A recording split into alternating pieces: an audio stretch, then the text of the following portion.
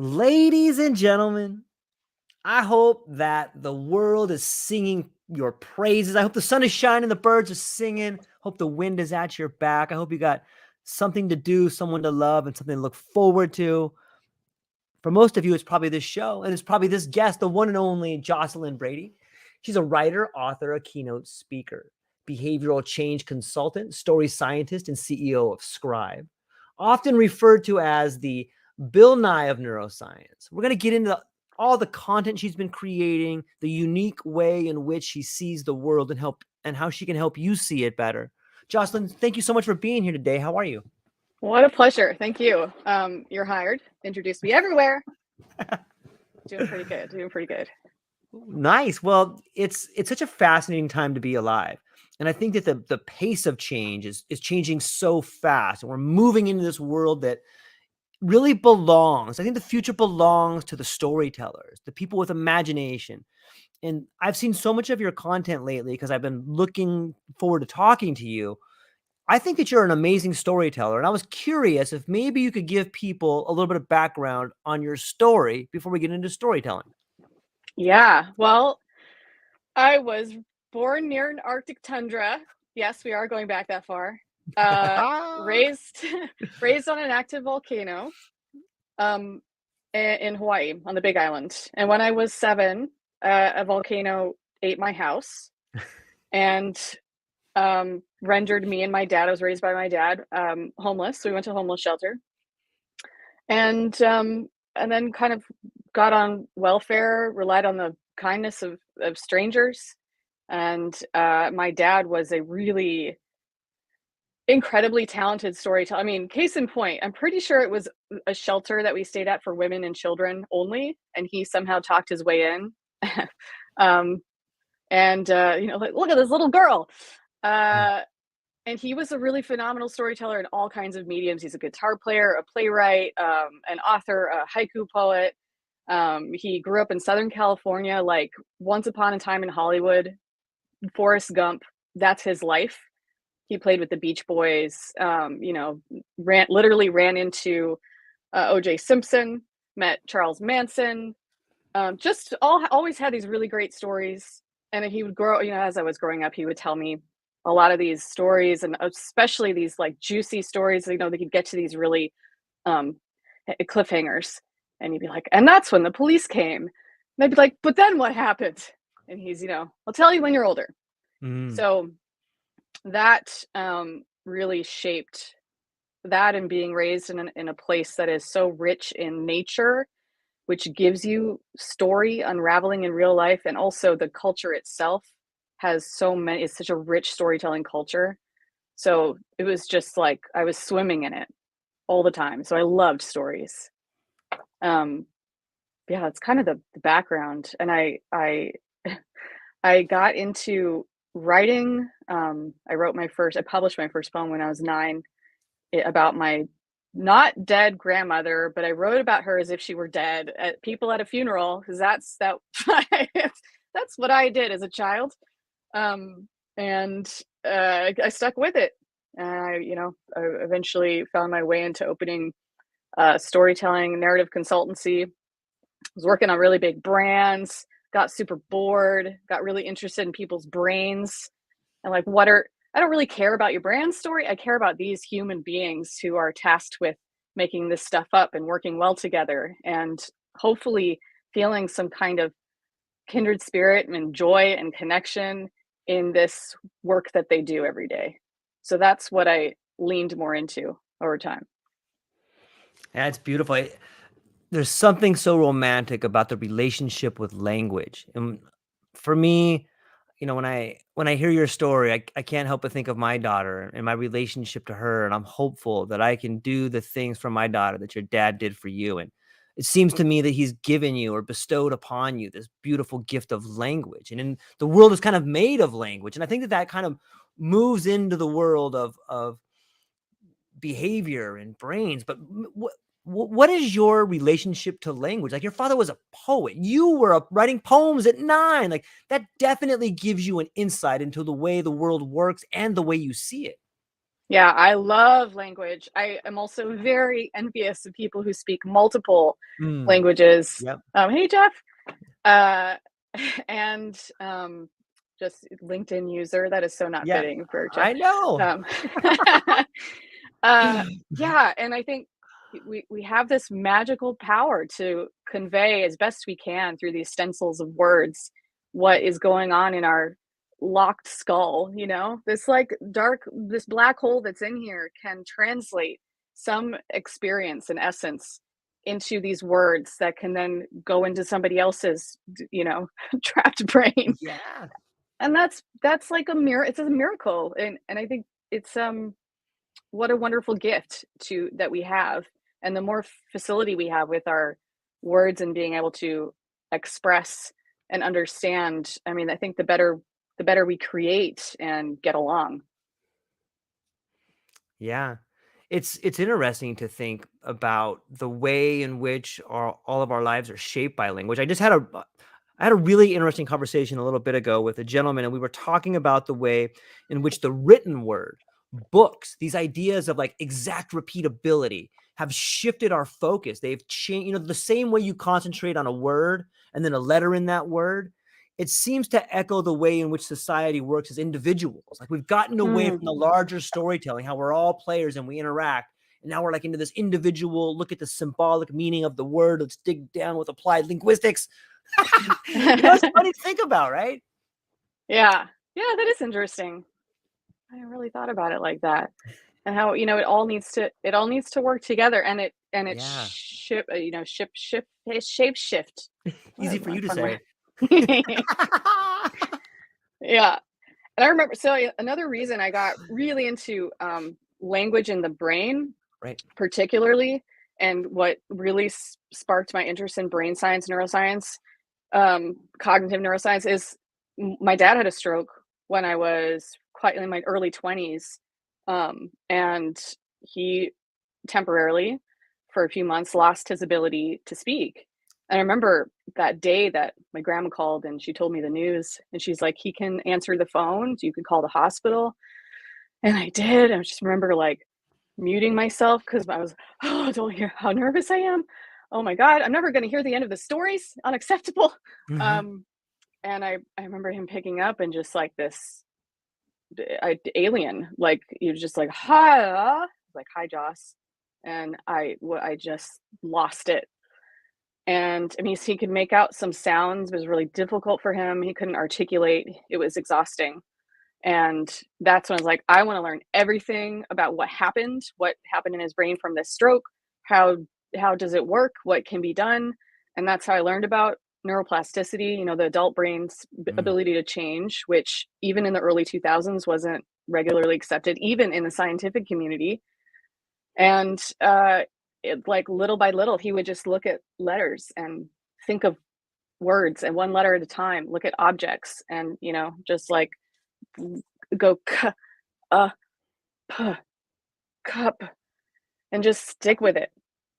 And that's like, man, there's nothing like watching someone close to you or having this experience yourself of losing something that you might have taken for granted, Mm. to recognize that gift is so valuable.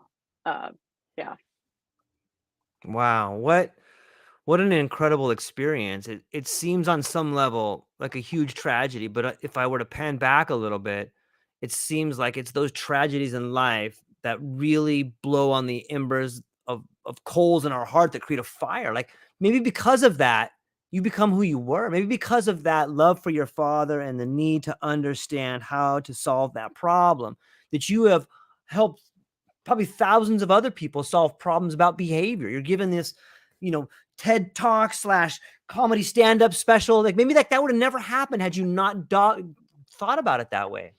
absolutely. I think it's, you know, it's just like every big moment presents a gift in itself, even if it doesn't feel like that, right? It's like you now have you're seeing something you haven't seen before. A door is opened. Like it's like that. All those old cliches apply. Yeah. One closes, another opens. It's true, and you can choose to pursue that hard thing or that new thing or that scary thing. Just like, Mm. what other choice do I have? I'm going to shut down. and like look away, what's the point of that? It's not a Yeah. life. Yeah. Yeah. I think it speaks to the idea of behavior. Like you go deep into this, and you have such a unique way of looking at it. And I want to get into that. But do you think that one of your quotes is that we're not really thinking people, we're feeling people, or we're feeling beings that pretend to think, or something along those lines? Maybe you can dive down to that and unpack that for us. Yeah, so that's a quote from Jill Bolt Taylor, and she wrote My Stroke of Insight, and she was one of my early heroes because she was a neuroscientist who experienced a stroke and wrote about it, and that was like, it really helped me understand what's going on with my dad, who, by the way, he did regain his ability to speak and tell dad jokes, and he still does not finish the cliffhangers because he still says, "I'll tell you when you're older," and I'm 41. Okay. So Jill Bolt Taylor, yes, it's we tend to think of ourselves as thinking creatures that feel, when really we're feeling creatures that think. I love it so much. She's like, in talking about this gift of language, we can even tend to think of that as like this logical side of us, and even one side of the brain, all those old kind of myths. But being able to identify, like, that's how we experience the world. We feel things in our bodies, and our brains like respond, and then it gives rise to these emotions come up, and then we interpret them a certain way, and it's something I think is sorely, absolutely believe is sorely lacking, particularly in business, is the fact that we are emotional creatures, and that drives us, right? It's like, if the better you can recognize that, the better everybody's gonna be. I mean, maybe they'll quit, but I mean, it'll be better off. Everyone will be better off, I promise. Agreed. Yeah, business blows my mind because they're like, listen, we can harness the power of fear and love and advertising, but we don't want any of that in the actual workplace. Yeah. No. Keep that to yourself. Yeah. Put it in the box. Get back to being a robot. We don't need emotions in here. We need productivity. And I've been playing with this idea too. And this stems from me being in a long bout of people who care about production over anything else. And this is just my opinion, that in multinational corporations, I worked for UPS for 26 years, and they don't care one iota about service. They don't care one iota about people. They don't care about anything except productivity. And so it just blew my mind how many creative and beautiful people are in the world of business, and they want to do a great job. They have these creative solutions. They can solve problems, but they are bunkered down and held down by this thing called the bottom line. And the bottom line says all that matters is productivity. Productivity seems to me to be I don't know. It just seems to be stripping creativity from everything. But anyways, that's my soapbox right there. Thanks for letting me jump on that for a minute. But yeah, it's fascinating how we don't allow the language, or we don't allow the real behaviors that can solve problems into our life, whether it's in business or in our own personal life. What do you think? Absolutely. I think yeah, I remember you saying that on Jeff's 40 going on 4. Oh yeah. Where it was sort of like productivity is the antithesis to creativity. Yep. I was like, that is such an interesting perspective. And I was like, yes, why does that resonate so much? Yeah. Because we have, and I think I even use it in my language. Like, Sure. it depends on who's hiring me, right? They want to see the word productivity. Yes, get me in there. And then I'll talk about play and brain science and comedy and joy. But yeah, it's just like as if the bottom line is the only thing that matters. Like, what are you doing with your life if the only thing you want is the most number of apples produced the fastest? Yeah. It's like, but the tree is sick and the soil is dry. And what are you going to do about that? There's no air. There's a storm. It's just like, there's a whole freaking organism and ecosystem that needs tending to. So open up your eyes, man. There's way more to measure in business. And that's such a shame that that's become like this myopic focus. And even, villainized and characterized in films and movies, and like kind of becoming true before our very eyes. We're like, like, look what's happening with these strikes. Like, evil executives are just sort of, like, let's let them bleed out until they have no choice but to come back and sign a crappy deal. Yep. We're going to teach these guys a lesson. You're not teaching Yeah. anybody a lesson. What lesson are you teaching there? Right? Yeah. It's so funny to be like, you have to laugh. Like there's a great quote between a gentleman named Eugene Debs, who was a great union leader, and Henry Ford, and they're walking down. This was back when automation first came in, and I think it resonates today. They're walking down the assembly line, and Henry Ford, he's walking with Eugene Debs, and he goes, "Hey, Eugene, all sarcastically, how are you going to get all these machines to pay union dues?" And Eugene says, "Hey, Henry, how are you going to get all those machines to buy your cars?" Like we're the same, man. We're moving parts. We're different gears. We need each other. And one person doesn't win by hurting the other people. The only way we move forward is by understanding that we're part of the whole. And I think that that's a lot of what your storytelling does. It impacts people and it gets them to see we're part of this story. We're characters in a play. Which part do you want to play? And that leads me to one of my first questions, Jocelyn. I'm super stoked you're here. Thank you. Is how does storytelling impact the way we perceive and process information compared to more traditional methods of communication? Storytelling rules the world. Everything that we believe comes from story. Everything that we imagine, our brain is constantly creating stories to make sense of the world, of the human experience, of things that happened, consolidating our memory, like just contextualizing everything. It's constantly doing that, even when we're asleep, to make sense of stuff. Mm-hmm. And I think that the best storytellers rule the world. And it doesn't mean the greatest, like most imaginative necessarily, because we see who gets into leadership. But So true.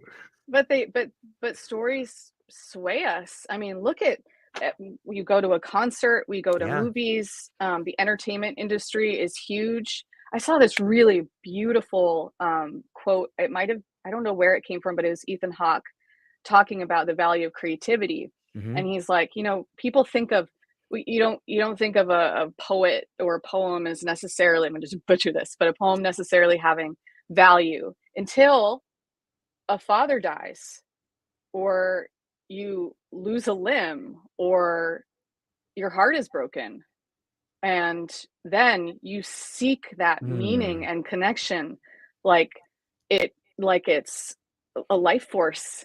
And then that poem shows you that you're not alone, and someone's been through this before, and you can get through this. These are necessary things for us as beings. So that's story is vital. Yeah, that's beautiful. I love it. I've found later in life, like a strategy that I use that I think is almost synonymous with this, is that it really helps to begin to look at your life like a story.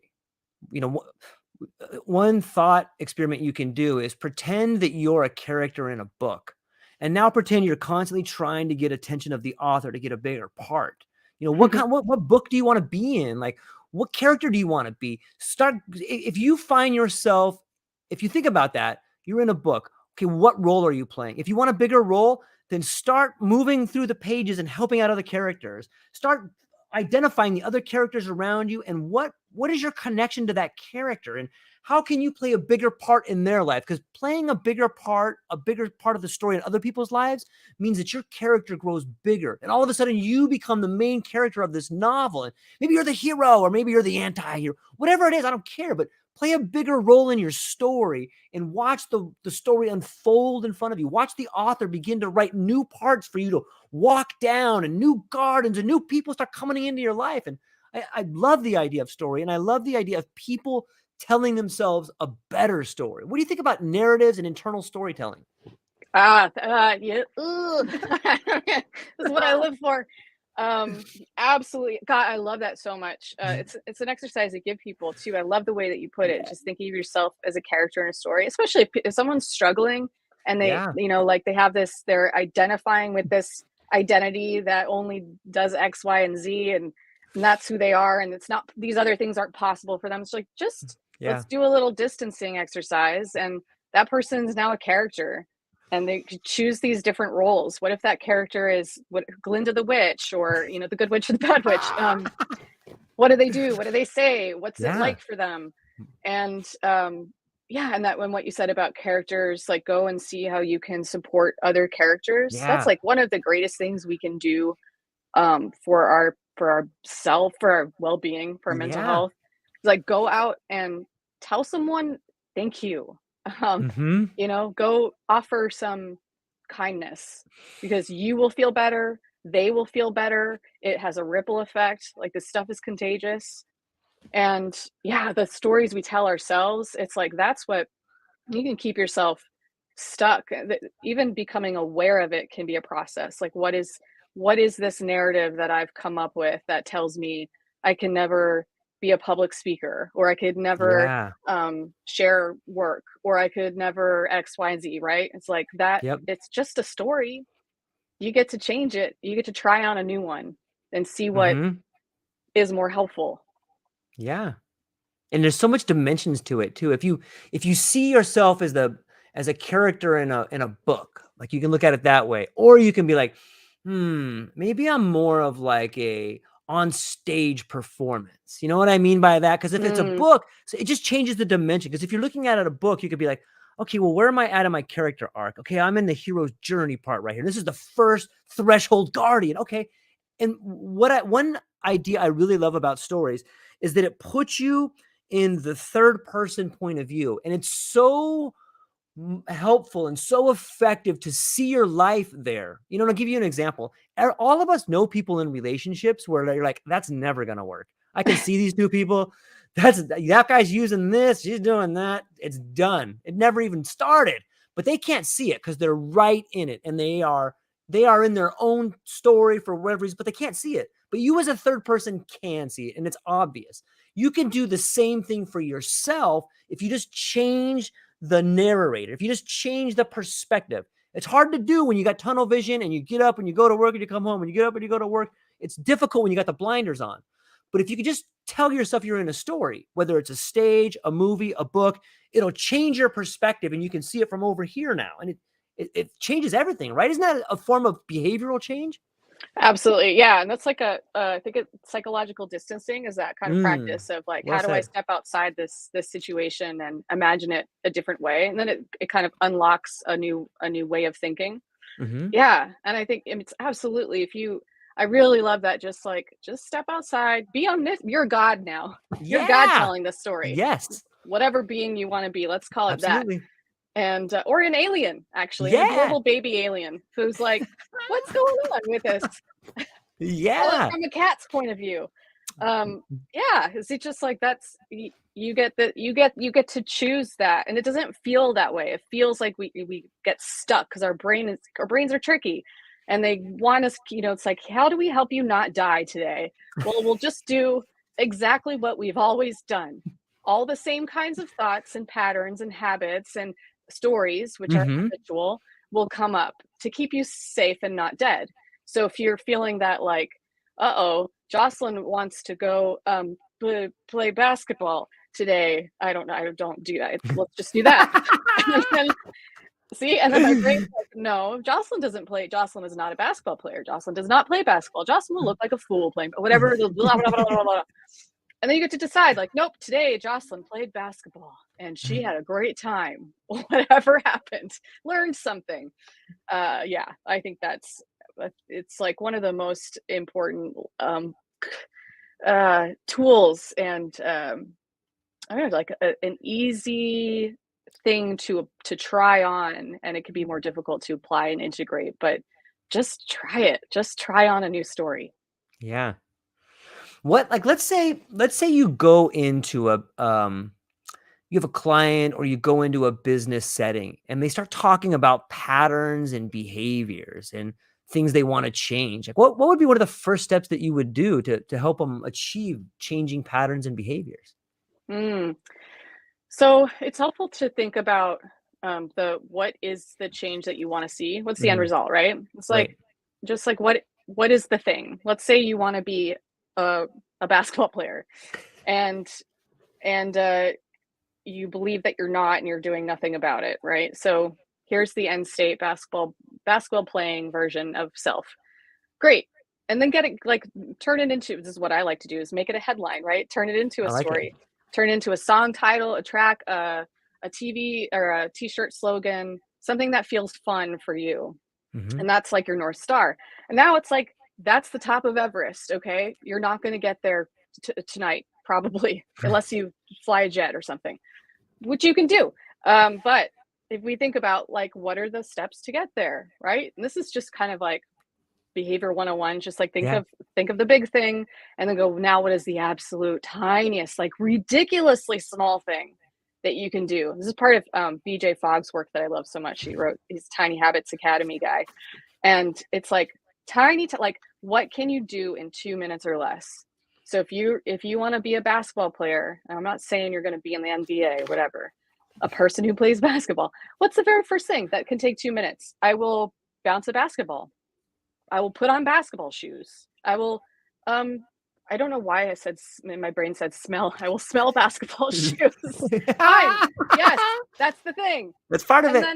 And then celebrate it. And this is where most people get stuck, because they're like, I don't deserve celebration. I didn't do anything big. I wasn't productive enough.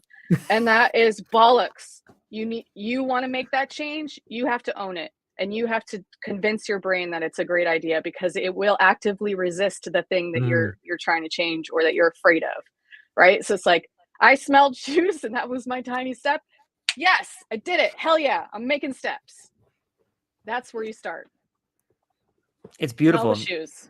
Yeah, it's interesting because smell is like one of the closest sense tied to memory, right? So if you're smelling the shoes, you may smell those shoes every time now you think about basketball, but it's so tied in together like that. I love that. What was the gentleman's name that you referenced? BJ Fogg. He's the author of Tiny Habits and founder of Tiny Habits Academy. He's a behavior scientist out of Stanford. Oh, it's so true. I've never heard that before. Thanks for bringing that up. Let me see. I have a bunch of questions here. Which one? I'm jumping to this one. How can we measure the effectiveness of storytelling in promoting behavioral change? And what research methods are commonly used in this area? How could we measure the effectiveness of storytelling in creating behavioral change? Yes. Well done. Well, wow. I feel like I'm like trying to pass the bar. They're interesting questions, and you are an interesting person. I don't know how we measure storytelling, or if we want to. I wonder what. I think that, and maybe I'm being a little resistant because I worked so long in branding, and they're just like, yeah, no. How do you measure the feeling of joy? Or the will to live? Like, how do you measure people looking forward to working with each other? I don't know that we can, and I don't know that, again, that we should. That said, since businesses do get so myopically focused on metrics and measurement, I guess the best way is currently to do things like surveys, and there's a technique called buddy interviewing, where you get two people together and you ask them questions, and they can kind of it has an interesting effect that you don't necessarily get one-on-one or through surveys alone, right? The surveys have their lots of flaws.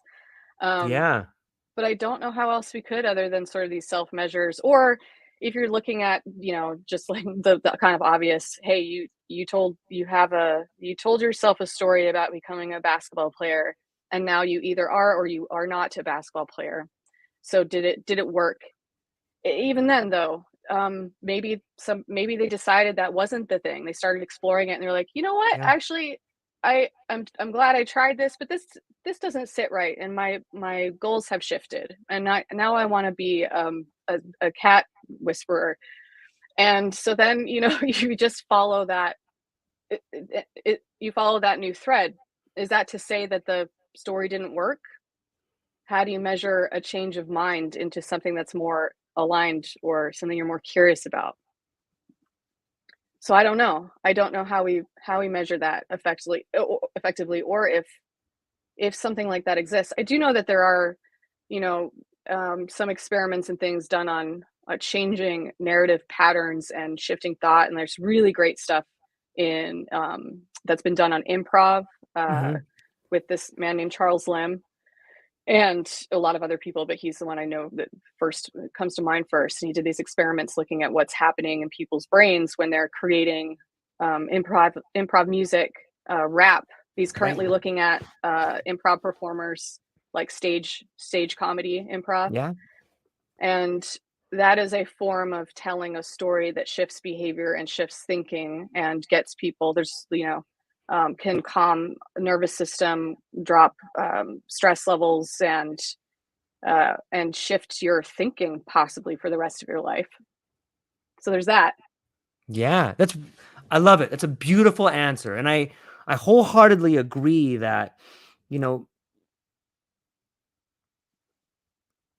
trying to measure, like, the theory in business is, well, how do you manage what you can't measure?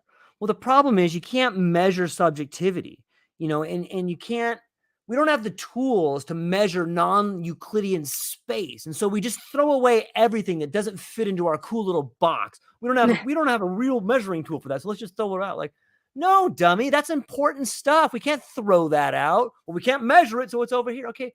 Those people should just step aside for a minute, because those are the people that are getting us tunnel vision. I propose that we start looking at the way other animals see each other and they communicate. Let's take the squid, for instance. Like, here's an animal that, like, communicates by changing its form, by changing its shape, by changing its color. In a weird way, we do that. And I'll go back to the idea of poetry.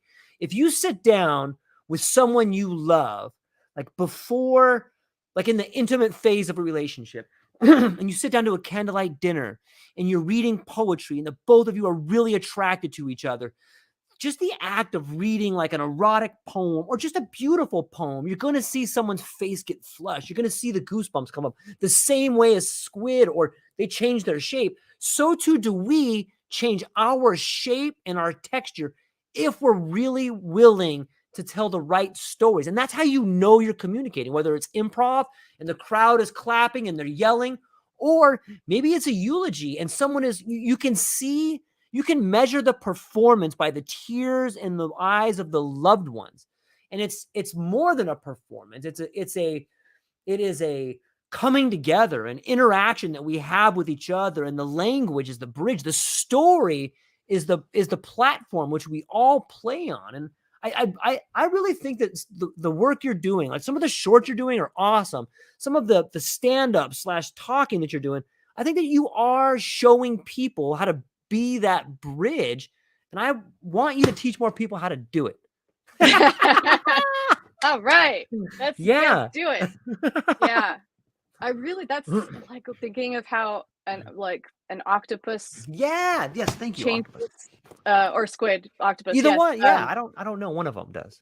Yeah. The little aliens of the sea. They're so Yes. fascinating. And Yeah, then thinking right? of how we too transform in ways that can seem more subtle. But I think as far as I know, we are the only creatures who cry visible tears of sadness, Mm. and they are Mm.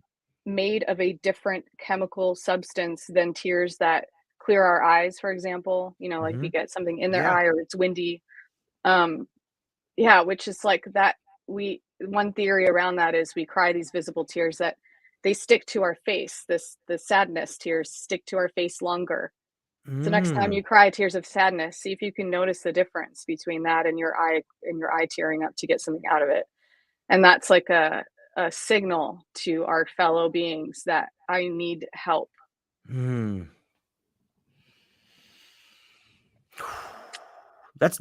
I had no idea. Thanks for sharing that. It's it's an uns it's the unspoken word that we sometimes really gets us. It's that whole thing together, whether it's the tears, the smile, the the flared nostrils, or the squinting of the eyes. It's all these fascinating things that they play a part in our story. I can think of, there's always some foreshadowing. Like, one of my favorite authors is, there's the Herman Melville, who you could argue is a prophet.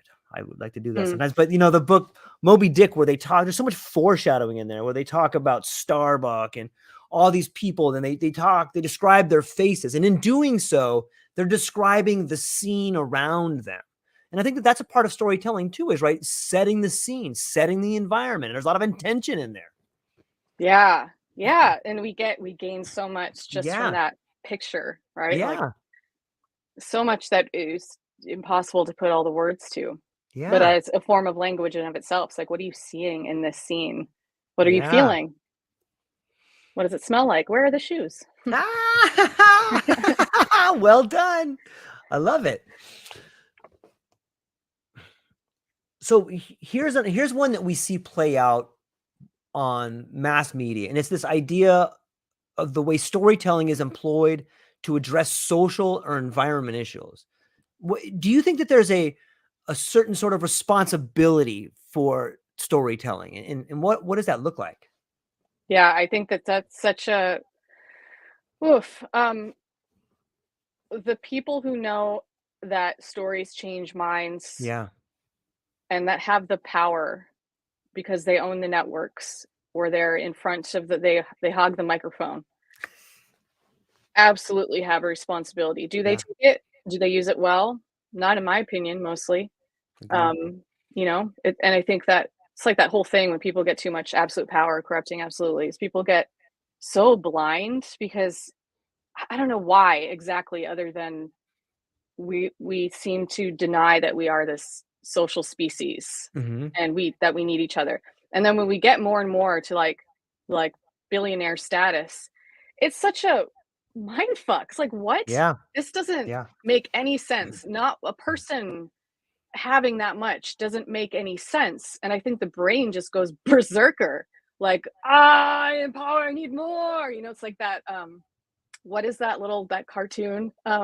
Absolute power. Yeah. Uh, uh, yeah. So I think that anytime you're telling a story about, especially about what happened, or like with the media telling a story Yeah. about big things that are happening, oh, I wish they would take a little more responsibility. I think the people who do it best are the comedians because Yeah. they're not afraid to say the truth. And we know that as the audience. Like we might not like their comedy or we might have hurt feelings, but for the most part, you listen to a comedian, a really skilled comedian, they are telling the truth in a way that most of the storytellers are afraid to do so, which kind of Hmm. goes back to that whole like, when the jokester, what was it? The Joker person was in the castles. um The court wit. yeah, yeah. And that person, well, I guess it depends on the king because they could have their head cut off, right? Totally. Yeah. How do I tell Yeah. the truth in subtle ways? Um, yeah, yeah, I do wish we saw more of that in the consolidated powers. However, it's really cool to see that. I mean, there's this happening, right? You Yeah. have this Of course. podcast. We have places to express, and from the social media channels, Hmm. which ownership, who runs X or whatever anything's called anymore. Um, there's that, but we still have that. There's places like Substack for, Hmm. writers who wanna put out whatever they feel like putting out and can generate their own, audience and get connected that way. So I Yeah. really love seeing the emergence, of that, storytelling channels. Yeah. You know, I love language too, and I so much comes to mind when we're talking about these stories. Like I think of the word history, his story, and all of our his stories are different. Whether where are you reading his story? Are you reading his story in Japan? Are you reading history in England? Are you reading history in Africa? Are you reading history in the United States? Because they're all different stories told by the person that had the microphone. And if you can look at it from that angle, you can almost put yourself in this weird sort of psychedelic third person point of view. Like let's take comedians for example. A lot of the times the comedian's best stuff is before they get famous because it's Mm. really difficult to tell stories about trauma and upcoming and facing adversity when you have everything. So you can see comedians that are crushing it, and then they just level off and they kind of have the same act, or even their new stuff is like, yeah, it's just missing something. It's like non-alcoholic beer at a point in time. Yeah, it kind of tastes the same, but I'm not really getting the buzz from it. Yeah, yeah. Or what must a billionaire story be? It must be something along the lines of I work harder than everybody, I'm better than everybody, and that's why I'm here. You would have to say that. You would have to have that story to continue on that trajectory, right? there's got to be God complex that comes into Yeah, play, right? I agreed. mean, if Of you see course. people like they're easy to pick on, and they're still people, Sure. but Sure. Elon Musk is a great one to pick on, Yeah. because I found him so fascinating for a long time. He's still fascinating. I think he's still Sure. a fascinating creature, but he for a while was sort of this sort of, played the role of more an anti-hero type. Mhm. And that was Agreed. his, like, I'm the guy who says the real stuff. I can say whatever I want, la ti Mhm. da ti da. I'm gonna do my own thing and live in my trailer and make space cars and whatever. Yeah. Yeah. And I feel like over time he's become more brittle, at Mhm. least the exterior. He's become more in the way that he puts things out in the world. It just feels a little less like humanity is slipping away. And then Yeah. and at the same time though, what kind of person thinks that they're put here on Earth to get us off of Earth? Like, what what is going on that you think you're the savior Mm. and that you have the only solution, you know? And why not take care of what is right around us? And maybe that's the argument people can make for electric cars, which I have my whole there's a whole other, are they better? I don't know. Um, they still plug in, they still use the oil company's setup. I mean, what? Okay. And the batteries. Okay. Yeah. Yeah. I'm with you. Yeah. Yeah. So I don't know how do we maintain perspective and humanity when we don't really want for anything except for more power. Yeah, I think that's what you're seeing with him, and, like, it takes us back to the idea of stories, like, he had a great story coming up, "Hey, I'm this guy. Hey, I believe what you guys believe. I believe in these things." And then on some level, like, I begin thinking like, "Okay, we're never ever going to Mars." Like he's building weapons the same way Werner von Braun was the greatest rocket scientist of his time, and he built weapons to destroy the countries. So too is Elon Musk building satellite technology to build weapons.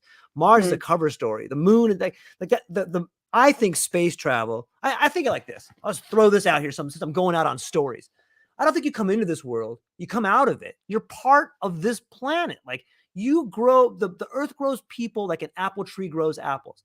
You and I can no much more go to Mars than we can send the ocean to Mars. Like we're part of this planet. You can't go out there. We're as far out in space as we're ever going to get. We are on a spaceship. We're traveling at 1,000,000 miles an hour. We're not coming off the spaceship.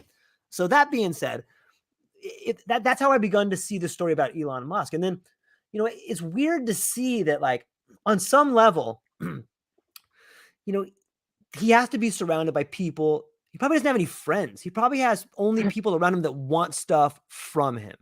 And it must be a strange feeling when your phone is ringing off the hook and it's people like, "Hey man, why don't we do this? Hey man, can I get that? Hey, can I have that?" There has to be this weird isolation that begins to happen.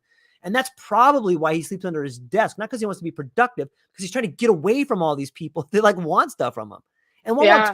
while I'm touching on this guy, why does he have like 40 kids? And how come why do the women that have babies with him, why are they never pregnant? Like, where are the babies coming from? Like, it's so weird. What's going on Oh, there?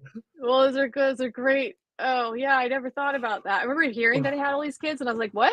Yeah. Where he Like, does? Is that his maybe his story is like, "That's me giving back because yeah. I have all I'm the this money, I might smartest as man well in the pay world. child support." Yeah. He's easy to pick on. And I'm sorry, Elon, but there's all these weird questions, man. But I think it's such a compassionate way to look at that. I think that's Yeah. really important is like when people get in these positions where they are just surrounded by succubus types Yes. and people Yes. manipulators, it's lonely. And like Yeah. going back to like we need each other. If you don't feel like you're truly connected or you truly have a community that actually loves you and supports you and believes in you, not because they Yeah. want something, but just because they're there for you, Yeah. what that kind of creates that psychosis, I guess. Yeah, you're forced into that role. Okay, well, if these people are going to treat me this way, then I'm going to treat them that way. I guess I am the Messiah. You know what? If these people are telling me I am, I might as well be. At some point Yeah. in time, you have these reinforcing narratives that push you in that direction. You know what I mean? And then you build these walls around you, and then next thing you know, you only find solace in other people who are as psychotic as you. And I don't mean that as a pejorative. I mean that as we're all psychotic in some ways, and you do gravitate towards people that think like you. So You can see it's a self-serving sort of story, but it's back to the idea of stories, right? Yeah. Yeah, man. I can't imagine what it would be like to be in a position like that. Like, what? Yeah. And yeah, or to be one of the children in that situation. Like, what Mm-hmm. happens to your mind when you're raised with that as your origin story? I don't know. Yeah. Fascinating. If they're Well, real, if they are children out there that are messed yeah. up. I know. And then, if you dig even deeper into the story, you'd be like, oh, his parents own like this crazy emerald mine. Yeah. Wow. I bet you that his kids that he never sees from like his fourth wife or his third wife probably feel a lot like he did growing up. I bet you his parents were never around. They're probably always mining emeralds or, like I bet you his dad cheated on his mom a million times the same way Elon has 20 different wives. It's probably not fair for me to say, but in my story about him, that's what happens. Right. So it's Yeah. crazy. It's hard to get out of that, like, break the chain, get out of the loop. Yeah. Well, let's talk about that. Let's talk about generational stories because a lot of the times the things that happen in our life are stories that happen to us or the stories that our parents told. Did you ever see that thread running through stuff? Yeah, absolutely. Right. It's like if we I often fantasize about like a solar flare for memory, and the whole world is just wiped clean, like our memory banks are wiped clean. I don't honestly wish for this. I just imagine, like, what Yeah, would it's it be awesome. like if we didn't remember anything, any of our stories, any Mm, of these things, that identities and things that we claim? What would happen? We still wow. have language, okay, but we just don't have any memory. So then what do? We go, we start talking to each other, we start learning things about what you're seeing, what's your day like, because you don't have anything before that. Yeah. We don't have categories yet, or any of this, trauma that goes deep. I'm just so curious about how we would behave, and if the tribalism that we have would probably it would persist in some way, but it would be different. And yeah, and I think that we can get really stuck to these stories of things that we deserve or don't deserve based on our appearances and the things that we have or Mhm. don't have, that often do a disservice more than generate, awareness and compassion. It's There's this really interesting study that was done on mice, and I think it was the smell of, it was either, like, let's say it's orange blossoms, and so I'm gonna again butcher this a little bit, but the gist is, there's this male mice, and they're exposed to orange blossoms, the scent of it, the same time that they're shocked. So Mm, they develop a fear response. Anytime they smell the orange right. blossoms, be afraid. Then they're isolated from these females, and they're bred, and those children are isolated. So they never grow up around this stimulus response, that Mhm. they never see it. Mhm. When they're growing up, though, they're exposed to orange blossoms and they're terrified. Never shocked, Mm. never had anything else. Another generation and another generation, they are born fearing orange blossoms. So, and we talked about scent and memory being really closely interconnected. And we don't know how much of this translates to human brains, but I find that so fascinating to think of, like, wow, this response created some kind of narrative in the brain, right? We don't think of mice as speaking necessarily, but there's a Yeah. narrative going Yeah. on, and it was just inherited without passing along verbally, or just like just in their being. So how much of that are we dealing with? A lot. Like that I think that explains nails on the chalkboard, right? Like there was Yeah. clearly some beast that was going to murder us all. And we gotta get out of here. But maybe that speaks to the idea of us tearing down dictators. Maybe that also speaks to us tearing down the people in positions of authority and hanging them by the gallows. Like that's what we do. Oh, okay, you guys are in power now for a little while. Guess what? We don't like you anymore, and there's nothing you can do to change it. You can maybe that's how the government looks at us. Like now, holy shit, these people are upset. We got to do something. And that's why they Yeah. just pass bills. Okay, we're out of here. Like you're trying to get yours before the people erupt and murder you because it's just a matter of time, right? Like that's what we do. I think we need a little more of that. I mean, not to say that people Yes, should be harmed, but with like the easy targets to pick on again, but the studio sure. execs in Hollywood. Come on. Come on. Sign the contracts. Like make the deals with Yeah, these people with the talent who is making the thing that you cannot live without. If you want to get a robot to do it, fine, get a robot to watch it. yeah, It's just like to the point to like yeah. the Ford, it's like who's going to buy these cars, who's going to watch these movies. You take care of the humans, and I don't see enough of that. Like what's happening to the execs? Nothing. Yeah. They don't get any repercussion for not making good deals. That's your job, make a good deal. But I suppose again, going back to the bottom line, if they're just looking at that, taking care of people isn't a service to the bottom line. I So what are think we it's going to do about yeah. it? Yeah, well, I think what you're gonna see is the people that in positions of authority, because it's not just the writers, it's the UPS drivers, it's the Hmm. railroad people, it's all of Teamsters. them. Yeah, and I think what's going to happen, at least in my opinion, is that those people that are holding out for trying to force people into work understand on some level that they're no longer relevant, because the computer is not gonna take away the you don't have to be afraid of your job, losing a job to chat GPT.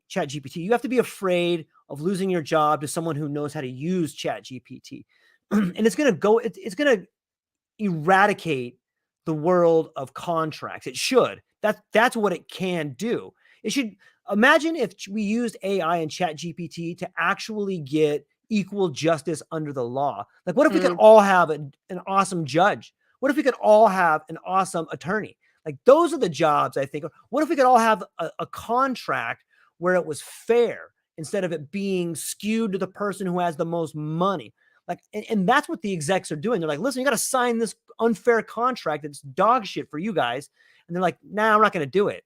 And I think what you're going to see there is a couple of things. One, you're seeing people like yourself and a lot of other awesome people that are starting to create great content without the necessity of a studio.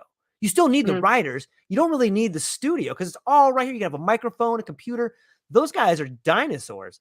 But you have the incredibly talented people who can understand storytelling. They understand a character arc. They can make the idea of the hero's journey jump out of the computer. They can understand how to leverage Nietzsche's camel to the child. They can make all these beautiful things just blossom into the world, and people can enjoy it, and they can do it for free. And that's another mhm. thing too. Like, I'll do it for free just to burn the studios. I'll quit my job and create content for free just to burn those guys. You know what I mean? And I hope more people do it because we don't need them. We have us, and we're better storytellers. What's a more engaging story? Someone who's left everything behind to create something they love, or someone who makes a giant paycheck and they push a few buttons. I think that we're seeing the revolution. I think it is televised, and I think it's people struggling to become the best, most authentic version of themselves. And that's what these strikes are about. It's more than that. Like, the good people are winning, and regardless of what happens, we're going to see the old industry fold underneath the same way tectonic plates fold under the other ones, I think. And I'm kind of Mm. ranting there, but what's your take on that particular aspect of it? I love that. I love that view. I think we need to hear that. Gives some hope, right? It's Yes. like Yeah. there's a promise for something better, and we have agency in that. Yeah. And Agreed. and having these people continue with the courage of stepping up, like Yep. saying, because I man, mad respect to the people who are striking, and Yep. that's Agreed. scary. It is. You lose But you have everything. each other, right? Yeah. Yeah, it's like and in this country particularly, man, it's just with the I don't know if it's fair to say economic slavery. Can I use that word? But Absolutely. Yeah. servitude. It's just like I've been self-employed now for over 15 years, and it's very difficult, right? I Yeah. love it. Agreed. Don't get me wrong, but every month I got to come up with how am I going to pay my $400 in healthcare. This isn't premium healthcare. This is just like I still pay $100 to see a doctor, okay? Yeah. And then my mortgage, or anybody in this Yeah. position, like your Yep. rent, your groceries that are more expensive now. The people who don't understand what it's like to be self-employed, who keep going like, "Why do you charge so much?" It's like, because I'm not getting 40 hours paid a week, right? It's like this is why are your rates going up? Because inflation. Hello. Yeah. That sort of thing. It's just like I don't know where this rant is going, but sort of thinking about these people who are standing on the picket lines and have absolutely nothing coming in and can't work because of these, or there's some exceptions in SAG and in the Mhm. acting industry. The UPS, like what how are you going to eat? What about your health insurance? What if you need to see a doctor? And the way this country has programmed us and our narratives is really insidious, and I'm glad Yep, to see it breaking. me too. And I think it's necessary. Like, I can speak on the behalf of all the I think a large number of the UPSers. Like the it seems to me what's happened is this idea that the human being has been reduced to a number. And I know that because when I used to go into work, the first thing you go into work is you have to walk through this barbed wire fence. And then you have to go through a metal detector. And then they have to pat you down. And then you go in there and you're shown this list of numbers that you've been reduced to. And there's a negative mark because you didn't put up the same amount of numbers that somebody else did. So they want to compare you right off the bat. And I remember just walking in and just being so sick to my stomach, like, oh, do you know why they have metal detectors in front of UPS? Because people come in with guns and murder their coworkers, but they're not really murdering their coworkers. They're murdering their boss. It's a funny story. It's not really funny, but when you hear about someone in a workplace and workplace violence, I don't think they're really murdering their coworkers. They're murdering their boss. And it's so interesting to me how people don't like to use that term when someone comes in with a gun and kills people, but they love to throw that term around when they're telling you what to do. Hey, I'm your boss. But if you come in with a gun, they're a coworker. I know it's kind of a Right. crazy rant to go on, but when we reduce people to the lowest common denominator, what story do you expect to come out of there? When you can't have compassion for somebody, when you say, "Oh well, yeah, hey, you're working a little slower because your kid died. Hey, you're working a little slower because you're having problems at home."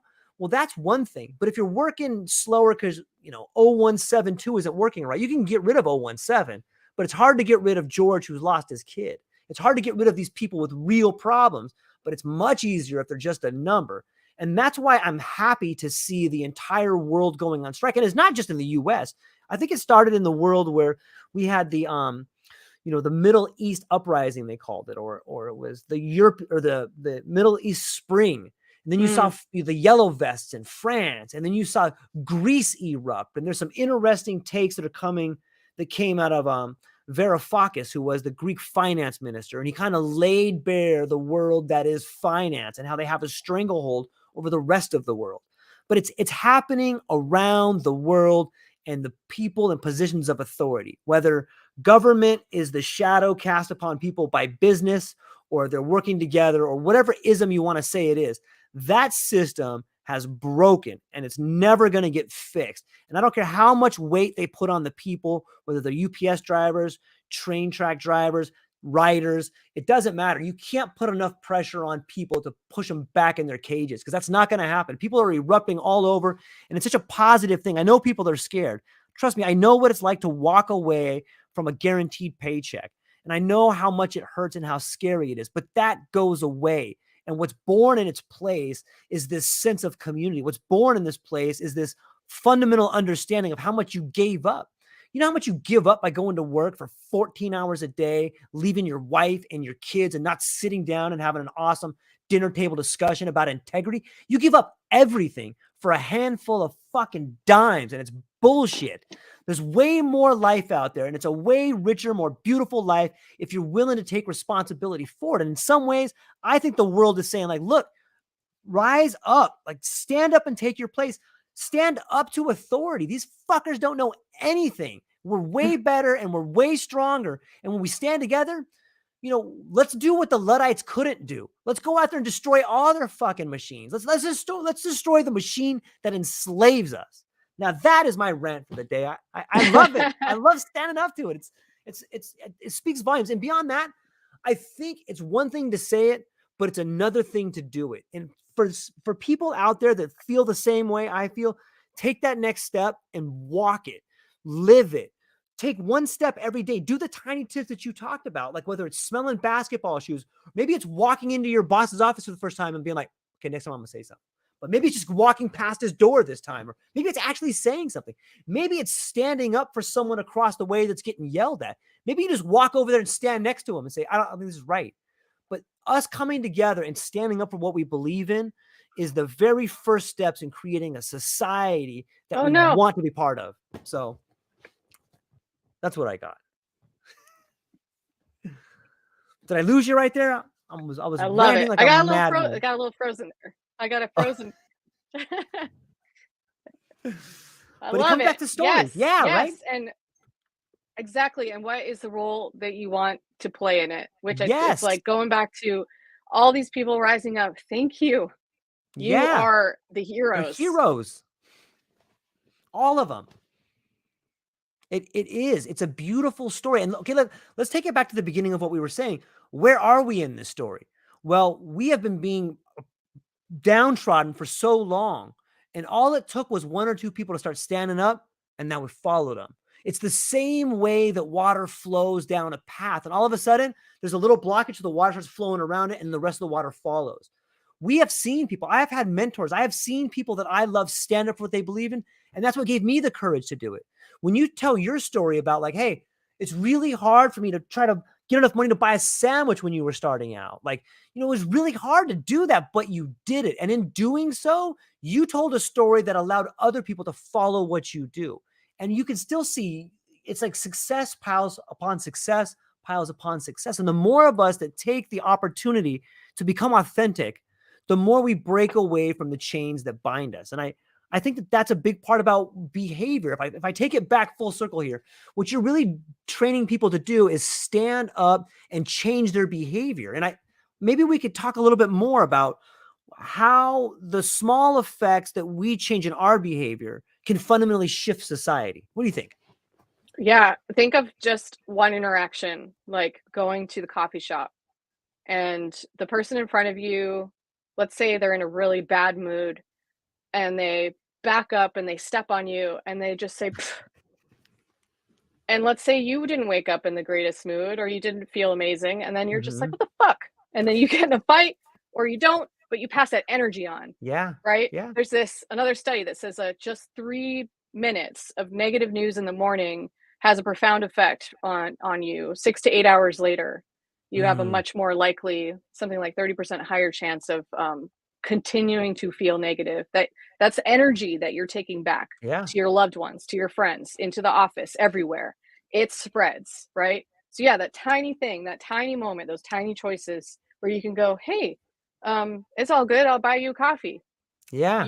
Can you be the person who offers that bit of kindness, because you will get it back, and so will they, and so will the people around them and around you. The ripple effect, right? Yeah. It's those, yeah, the little moments that can kill or nourish. And a lot of what I think about a lot, and talk about a lot, is the concept of deathbed you. And Mm, I find it very inspiring thinking about your death, yeah. um, I love it. because we that's another thing I think we can push aside, feelings and the fact that we're mortal. And that's why we go to the movies and we listen to Yep. songs and things like Yep. that, right? So we're not allowed to talk about it at the office a lot. But there's this great article on a book written by Bronnie Ware. She was an end of life Mm, care nurse, and she documented all of these top regrets of the dying, right? Number one, I wished I had lived a life that was true to me and not what other people expected. yeah.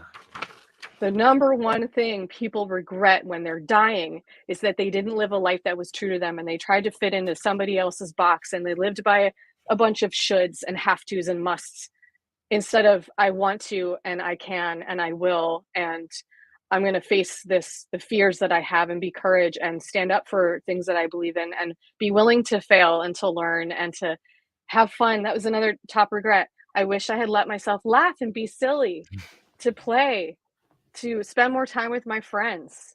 These are the things that really actually matter. And at the end of our lives, nothing is more painfully clear than that. Every single day, go do something that feels true to you, that's kind, and that connects you to somebody you care about, or go care about somebody new. Yeah. Experience the richness of life. We've been tricked into thinking that you have to have all this money in order to live life, but a walk is free. Calling a friend is free, and it's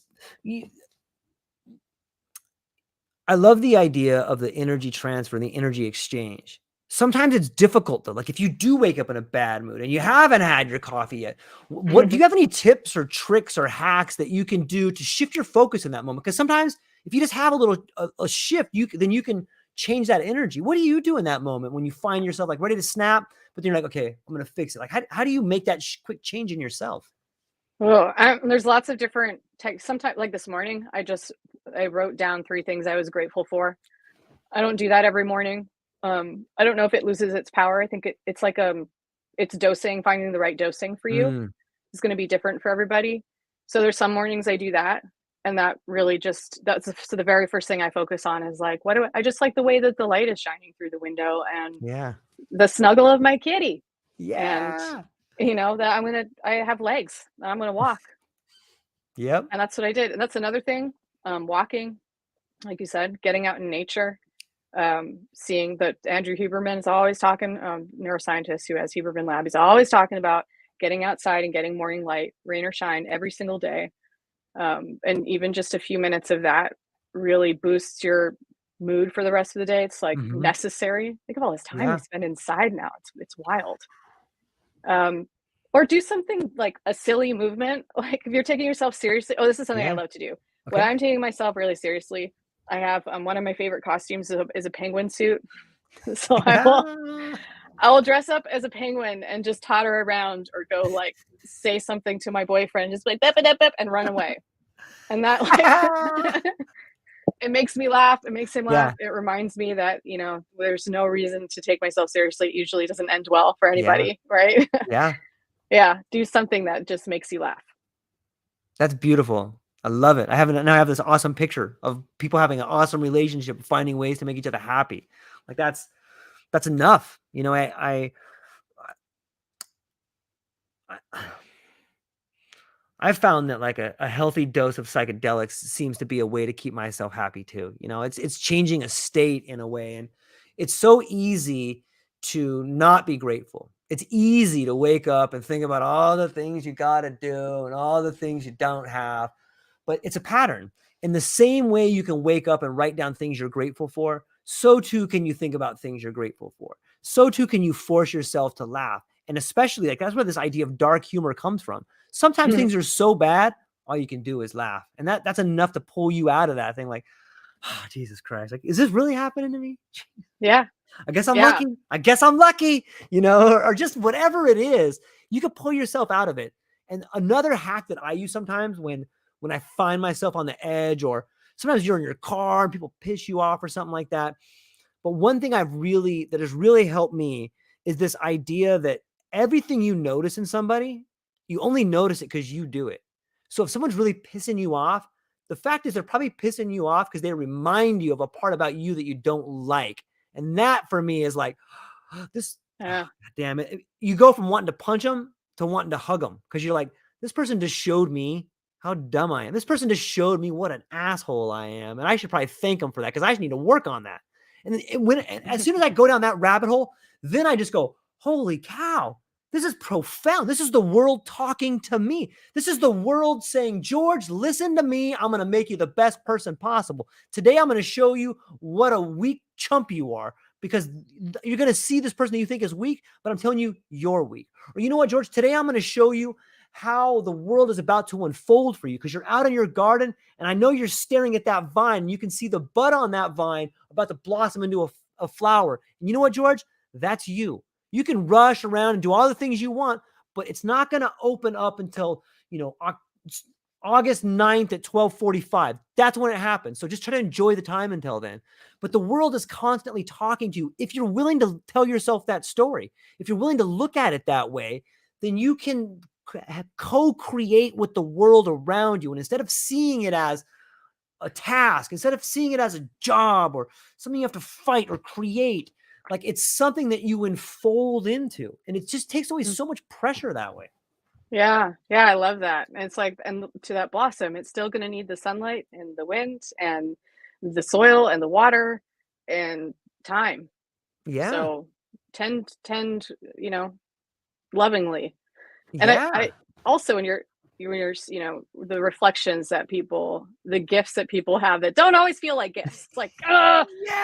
I really love, it's like the little Care Bear in you is going, oh, Yes. it's time to beam some light, because otherwise I'm going to get really, I'm going to crush things. Yeah. Um, what was I thinking about? That the same kind of, oh, I think also the value of the feeling that you are experiencing. There's Alan Watts said there is no Mm. wrong feeling, which I love. There is never a wrong feeling. It's Mm. you're feeling what you need to be feeling in this moment. So you don't Yeah. need to push it away. If you are feeling angry or grumpy, you don't need to force joy, or I like to force laughter when I can because I just love it so much. But like, even if you could just get curious for a second about, like, what is this Yeah. feeling trying to tell me? What is the message? What can I learn from, like, I'm angry because it's my physiological being saying I'm not getting something that I feel I need right now, or Mhm. I feel like some boundaries being crossed and I'm uncomfortable. So how can I navigate and manage that? And it's harder when you're in the state of like absolute anger, but just if you could just pause for a second and be like, hey, this feeling is valuable. If maybe I can channel it in a way that feels productive, but in the way I like to use that word. Yeah. No, it's really well said. I think there is, different meanings of different words, which speaks to the idea of a living language. We don't have to live our life in a productive manner using the definition of productivity that was given to us by corporations. We could live our life in a productive manner that means creating something beautiful for everybody around us, and I think that is a big part of some of the videos that I watch of yours. Like I really see you putting forth a vision of what is possible. And I like the way that you tell the story of how we create the changes in our brain and then it creates the changes in our lives. It's I still have trouble. I still struggle with that though. Like, how are we translating our vision into reality, Jocelyn? How is that happening? Mm. Well, the way we perceive affects, the way that we behave affects the way that we create, affects the way that we perceive. Like, it's all integrated. Mm-hmm. And if we are changing the story within, so as an example, going back to, like, think about my dad. His Yeah. story could have been, I will never speak again. I'm fucked. Let's give up. Mm. Right. Or it could be, hmm, let's see if I can say this letter today. Well, I wonder if Yeah. I can say this word today. I wonder if I put a little effort in here, what could happen? I'm going to keep just taking steps and see what happens. Yeah. And the, big goal being to speak again. Maybe it's a North Star. The point of it being a North Star is it's something to aim for. Yeah. And then you just keep going. And I think, like, that's the difference between, it's like if you're telling yourself this story about giving up or being a loser, then guess what? How are you going to see the world around you? How are you going to be judging those who aren't Mm-hmm. doing the things that you think you wanted to be doing, or the ones that are doing the thing that you want to be doing? And you're so jealous because you're so angry at yourself that you can't experience happiness for anybody. So, like, it affects everything, right? Like, and then when you make these new stories, you start believing them, you Mm-hmm. start reinforcing them. You are literally creating new neural pathways, which affects how you are in the world. And because we all are connected and affect each other, you are affecting the people around you. I think about this. One of the effective things for people when they're struggling, and those people especially who have kids, it's like, what is the narrative you want that your child to believe in? Yeah. If mom is telling herself, I'm not good enough, or I need to work harder, or I'm not allowed to enjoy myself, I should just give up. Do you want your daughter thinking that?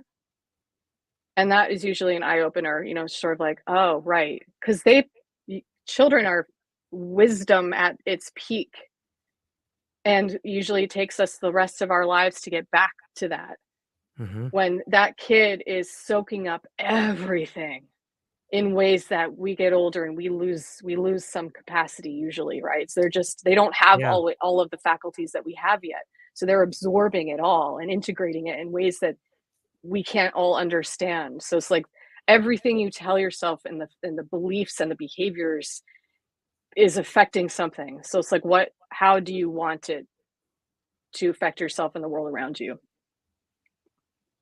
Yeah, that is beautiful. And as you're telling that story, in my mind, I see this giant ceremony that we're all part of. And it's this thing called life. And we get to experience it at different times. Sometimes we're the child that's in this state of constant amazement and learning. And then we become adults.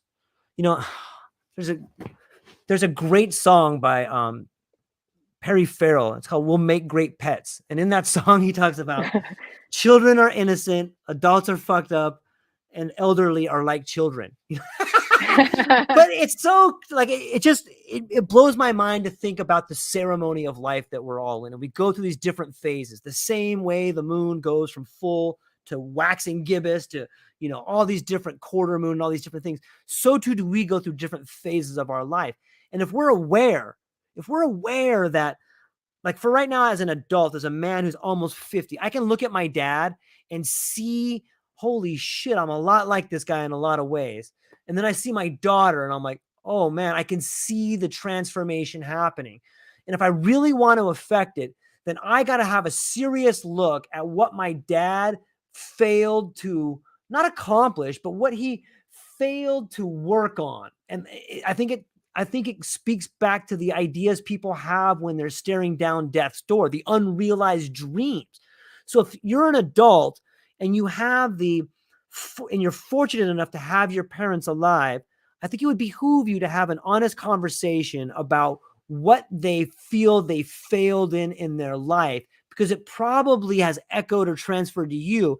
And if you can grab hold of it and maybe just face it or be aware of it, then you allow your child to maybe not have to face it the same way. Like, that's like evolution in a process. I think it's a conscious evolution. Like, we can do that if we're aware that it's happening, but it's hard because you don't want to, some of those things are tough to face. Hey man, we got this in our family of a pattern of kids being molested. Like, that's hard to talk about, but you have to figure that out. Otherwise it just goes right downstream, right? It's an interesting thing to think about. Absolutely. And the things we try to stuff away or don't talk about, Yes. like what we resist persists, right? It's just going to get Yeah. stronger Yep. and usually more pernicious. It's like try to shove it away, it's going to get craftier coming out somehow. It's like, unless you stare openly at the beast, and try to soften those difficult conversations, just like allow the vulnerability that's required. I think a lot of people really struggle with that, because we feel like, oh no, if people see the real thing that I deem ugly, they're not going to love me, they're not going to accept me, I'll be ousted from the tribe, and I'll die alone and sad and scared. So it's like, no, revealing the thing that terrifies you gives you power and strength. And if you're around people who reject that, find new people. Like, it's not always that easy. It's like your family will reject a lot of that, but it's just like knowing the power of being able to share those most tender parts, because we need that. And thinking again of the deathbed version of you, that person, the biggest regret they'll have is, possibly the things that you wished you would have said. Mm. Yeah. I think that speaks volumes of, I think everything's fractal. And the way we just talked about families being afraid, so too does that same problem happen in the workplace. And like, that gets back to where we are. Like, how much of the problems we face today are just fear? Like, we're Mm. afraid to stand up to our boss. We're afraid to do what's right because we're afraid to lose, which is a weird way of saying we're afraid to die. But in some ways, the things that you push down or you don't stand up to, you're kind of giving them permission to rule you. The Mhm. same way that you give your boss authority, so too do you give the person that molested you the authority if you don't confront them. This idea Yeah. of confrontation, this idea of standing up, this idea of authenticity, standing before the thing that scares you is enough to scare the thing that scares you. I should write Yeah. that down. I love that. Yeah. Yeah, man. I think the fear, especially we could feel it right now. You know, this like Yeah. it's been around for a few years now, but the COVID thing really unlocked real feelings in a way that is terrifying for a lot of us. Um yeah, I just had this memory. I think you said this on Jeff's show. It's like it was about AI, right? It was Hmm. the it AI is a reflection of us and it Yeah. terrifies us because it's us, Yeah. but it's also wonderful because it's us. I love that, right? It's like, how do you see the things you're afraid of as gifts, Yeah. especially if you talk about them? Yeah. They are. Like here's something that I've learned going through tragedies is that it gives you a superpower. And it's hard to figure that out because in the beginning, most tragedies rip something away from you. And part of you feels like you've died, be it your innocence or be it a life or be it a goal or be it an outcome, whatever it is. In real tragedies, something is ripped away from you and there's a hole. But over time, something grows back in that hole. And that hole is a superpower. And it allows you to see in other people that thing that happened to you. And in doing that, the superpower is now you have an opportunity to help someone when you needed help. And that is like this powerful mode of healing. Like, holy shit, I can't fix what happened to me, but I see it happening to this kid. And you better believe I'm going to go over there and say something. I'm going to do something. And in a weird way, you get to heal yourself by healing someone else. And like, I really believe the world's talking to us in these patterns. And it's this idea of like, look, I'm gonna have to crush you, George. You know, I feel like there was some sort of sit down meeting between me and the creatives. Like, okay, George, I'm gonna need you to go into this planet. It's gonna be rough. I'm gonna do some fucking mean shit to you, but I love you. And the reason I'm doing it is because I think you're strong enough to come out the other side and help other people. Now get in the game. You know, and it's hard to think about that when it happens because you're like, why me? That's bullshit. No one loves me. You know, you Yeah, go through yeah. all these questions, but like ultimately you're given a sign of, hey, remember the contract? Oh yeah. Oh yeah, there's a contract. Okay. Okay. I get it. Yeah, you're right. That did suck.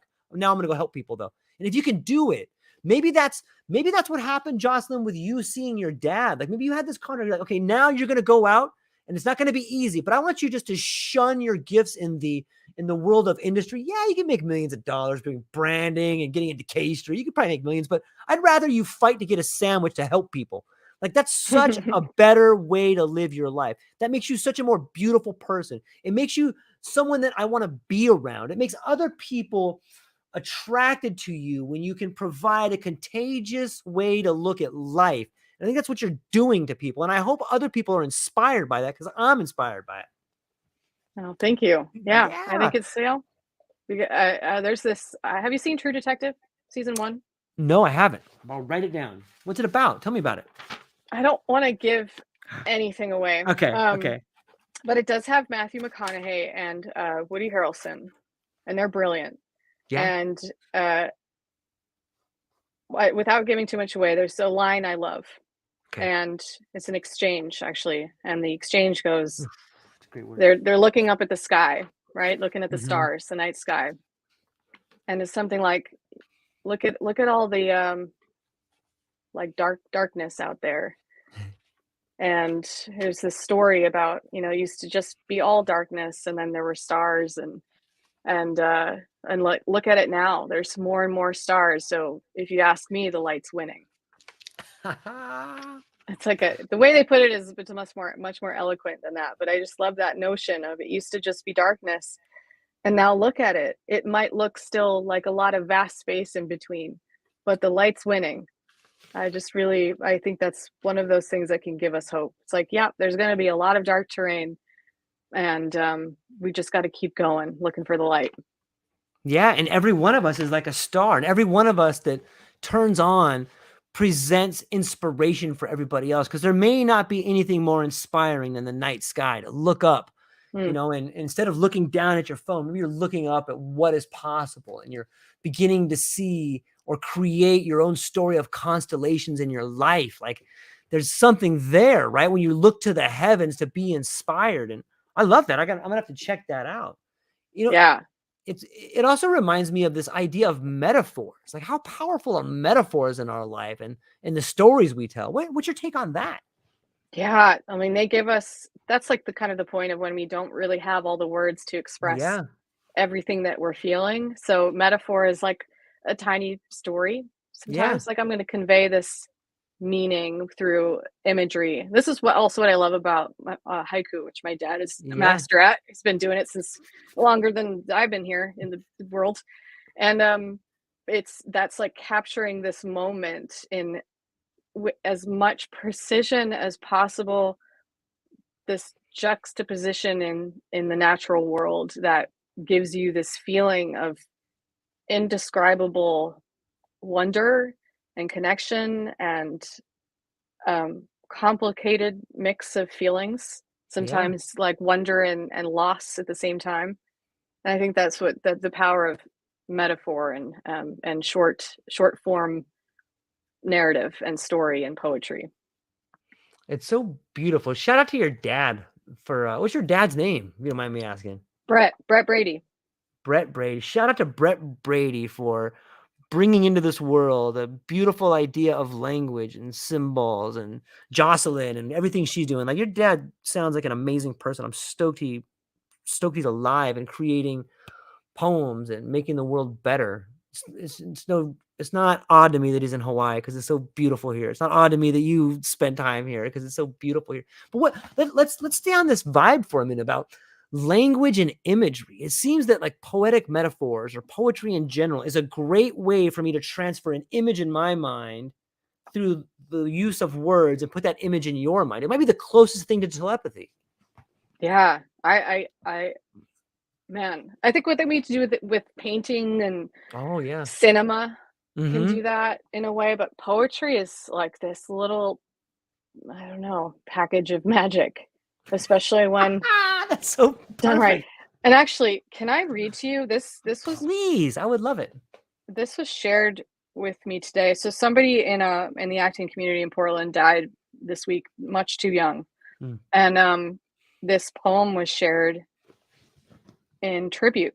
I just think it's so beautiful. It's not too long, so let's see. It's called For M by Miko Harvey. So here it goes. I don't want you to be nervous. Maybe thinking of a walrus would help. Have you seen the video of the penguin accidentally stepping on a sleeping walrus? It thought it was a rock. The walrus wakes up like, what the fuck? And the penguin scurries off like, oh shit. Sometimes it's funny watching a surprise happen, and not just funny, but kind of amazing. Like, you never really know what's what when it comes to this planet. Then again, when it's you getting surprised, that's different, especially for tender ones like us. What are we supposed to do? It's bad for our hearts, you know? I hope you won't need pills like I do. I think I get so scared because I'm greedy. I want to hold on to everything. The world wants to take it away. What the fuck? The number of hours we have together is actually not so large. Please linger near the door uncomfortably instead of just leaving. Please forget your scarf in my life and come back later for it. Man. Yeah, that one hit. Yeah, it's really true to life and in a way that is real. It's true. It's real. Yeah. Yeah.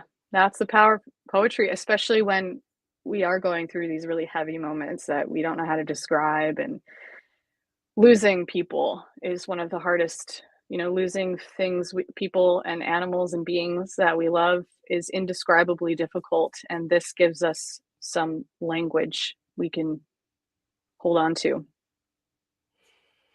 It brings up another interesting point that it's in these times of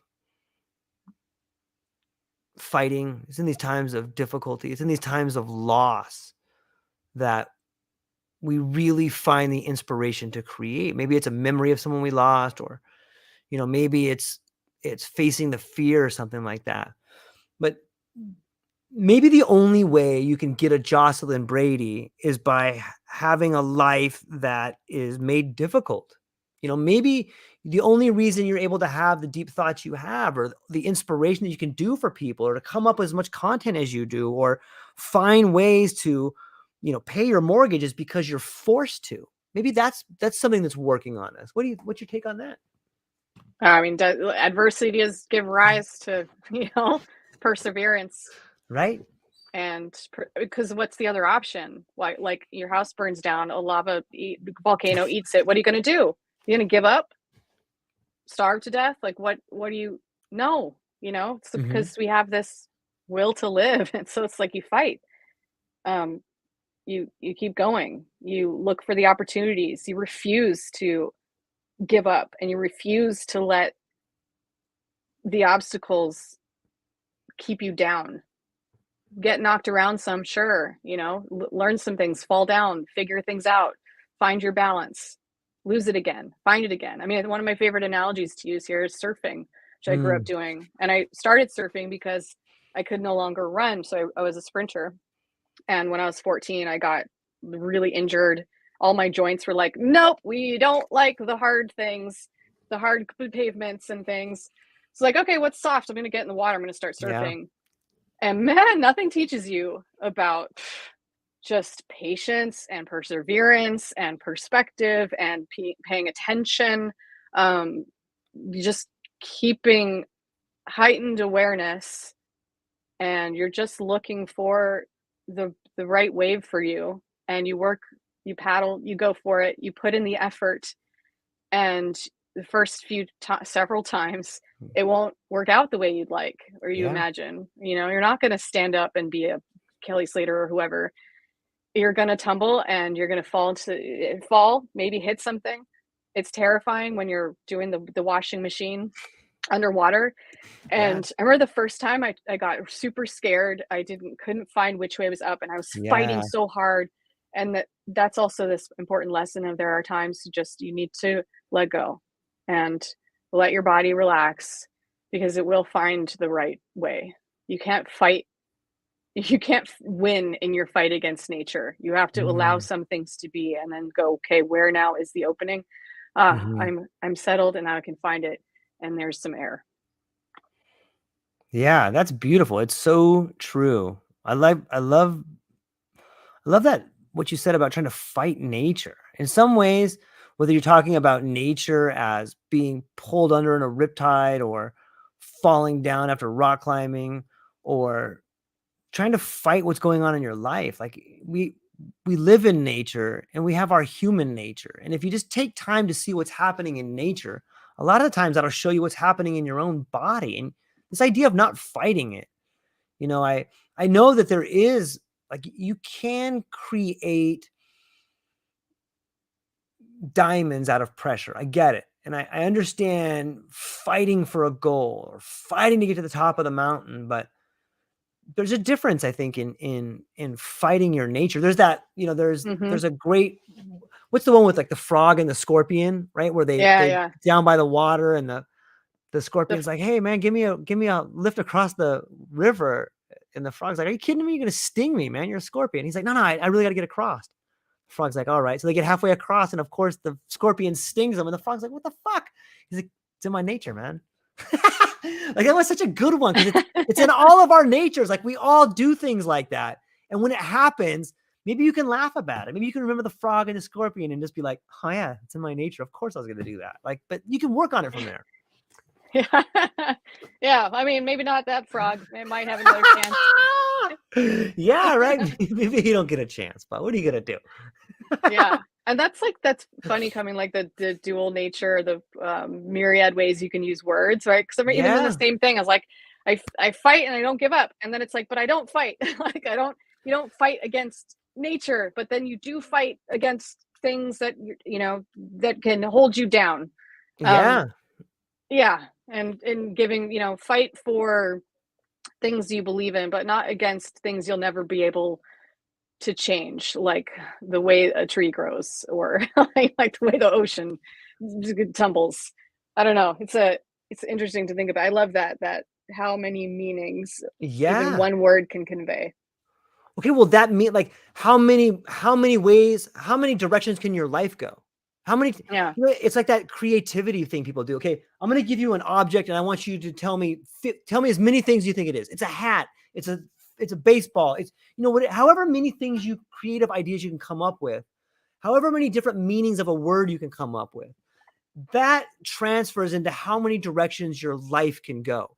Because a lot of the times we get stuck in a problem and we have like this rotating reel of horrible fucking things we say about ourselves.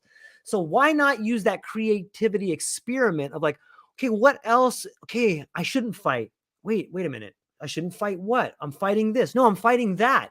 But all that internal dialogue points out, it points up when you're down in the water. Like that's what orientates you into the right direction, is redefining the language, redefining your words. And when you redefine your language, you redefine your thoughts. And when you redefine your thoughts, you can redirect yourself in an area that's beneficial to you and everyone around you. And in doing that, you can create a pathway for other people to follow. And it really helps. It really helps center you and make you understand that you're part of this whole. And that's another part I hope people understand, is that when you feel down or when life is just crushing you, understand that, this too shall pass and you're part of a bigger system. And that should alleviate at least some of the stress. It's a good mental exercise I think people can do. So Yeah. I don't know. It's going back to that, talking about the stars. One of my favorite quotes is Oscar Wilde saying, "We're all in the gutter. It's just some of us are looking up at the stars." I really love that. It's like you always have that choice. You always have that choice. And think of all these beautiful minds who have brought us these ideas, like Viktor Frankl, or that movie. Yeah, Life is Beautiful. It's just like what is it? Frankl's quote is something like that. Like, your last, I can't remember it exactly, which is basically the gist of it, saying you always have a choice on how you choose. Like you can choose to see and follow through. Even if you feel like you have no agency, you can at least choose how you see and treat people. And that's power. That's ultimate power.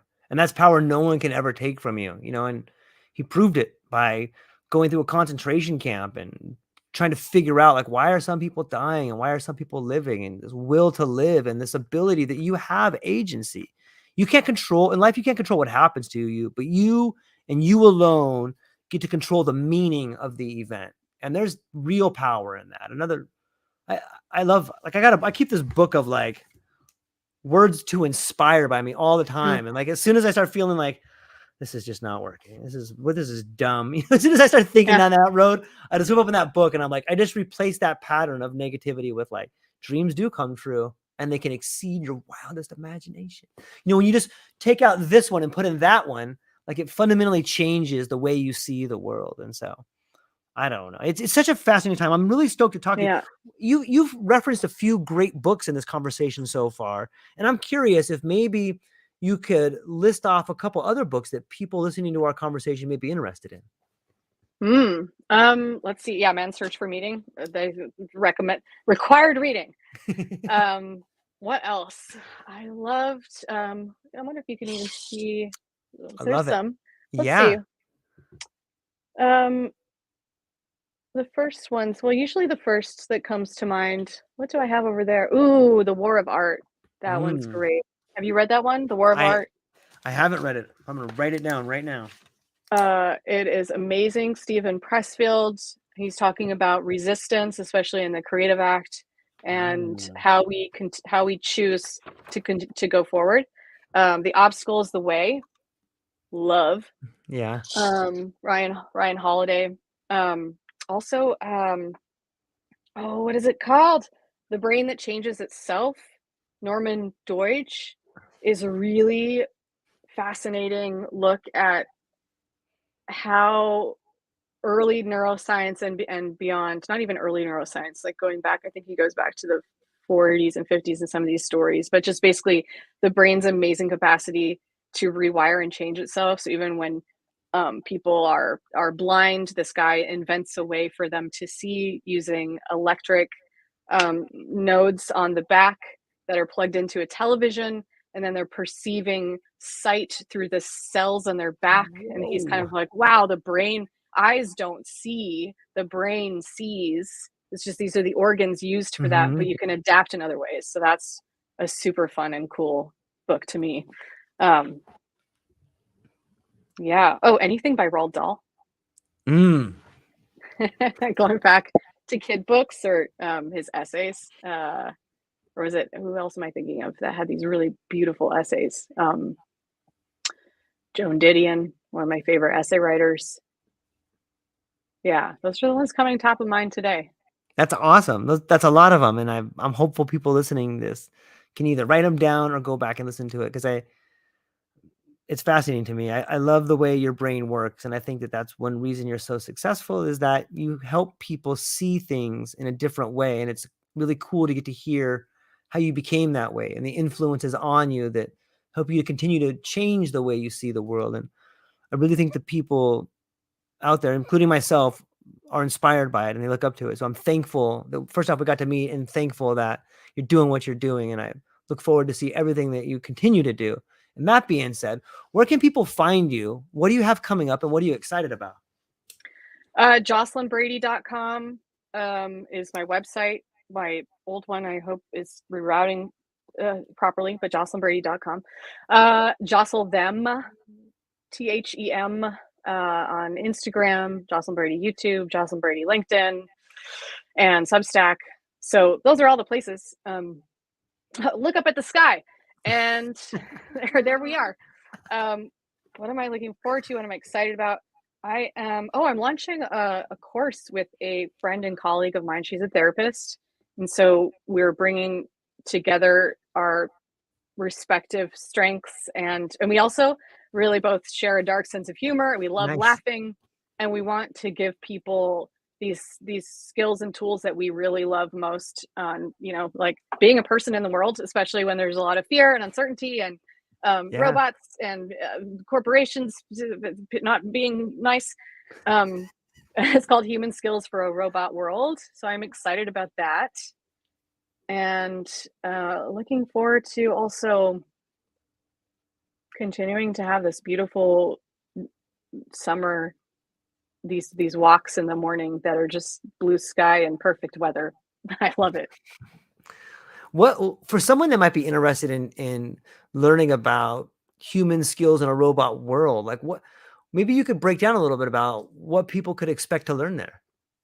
Yeah, so it's on playscientists.com if you want the full course information, but it's basically teaching emotional granularity and awareness. So becoming more aware of your emotions, how to work through them, how to develop resiliency, tapping on your strengths. So looking at what do you do best, and how can you strengthen those strengths and use them, particularly when you feel anguish or need nourishment. I talked about resiliency and creativity and the ability to feel your real fucking feelings without burning things down. I think that's important. That's in there. Finding your way out of difficult situations and seeing opportunities where many others would only see obstacles. Yeah, that's really well said. And I think we need it now more than ever. Consider it's interesting to think about that there's like a last generation of people who grew up without the internet. And in some ways, it's incumbent upon that generation to teach the skills back to the next generation, and it sounds a lot like that's kind of what's going on there. Yeah, it's so wild to think about that. I imagine every generation goes through some version of this, but this one feels so maybe everyone says that. This one does feel so different. It's like people always had screens and the ability to connect with anyone in the world at any time since childhood. What? Do you understand? Like, that's incredible. But also it's how do you teach people the value? It's like, are you getting your hands dirty? Are you planting things? Are you riding your bike for hours without having to check in? There's a lot that's lost, and for somebody who grew up in my generation, that's a hard thing for me to reconcile. It's like I wish upon everyone that ability to be able to just check out and be completely alone without being tethered to device. And to me, that feels like a loss, but I don't know what it feels like to grow up with another option. Yeah, and I think it's just important to we stay connected to the real world around us while we develop these skills, learning AI and the necessary tools, to get stuff created and done and communicate and connect. Yeah. Yeah, it's refreshing. In some ways, when I'm hearing you talk, I'm seeing this beautiful world emerge, but it takes builders, it takes people that takes risks, and it it's just beautiful to see people taking part and helping shape the reality around us. And I wish more people would do it. And I think that more people will do it, but it's just a matter of showing them and being an example to everyone else that sometimes this uncomfortable things in life and this idea of uncertainty that seems to have a negative connotation to it is something you can embrace, and it can fuel you, and it can be something you're comfortable with. Sometimes uncertainty can mean freedom. Would you rather be safe or would you rather be free? And you got to make a choice in there somewhere. Yeah, and imagine if everything was certain and Be planned horrible. and there were no options. And imagine if we only lived by one person's version of certainty and Mm, we didn't agree with it. How, yeah, awful. So think of it like how wonderful it is that we get uncertainty. yeah. We get to be surprised, we get to be delighted. Sure, there are things along the path that aren't as comfortable, but we get that in exchange for dealing with the discomfort. We get magic. Yeah. I'm going to write that down. That's a quotable quote right there. I love it. Well, Jocelyn, this has been a really awesome time, and I hope you can come back. And maybe we should do some panels. We should get Jeff on here, maybe some other people, and we could just bounty about and talk about different things. I think it's really fun, and I really enjoyed it. So, Yeah, um, likewise. Thank you so much.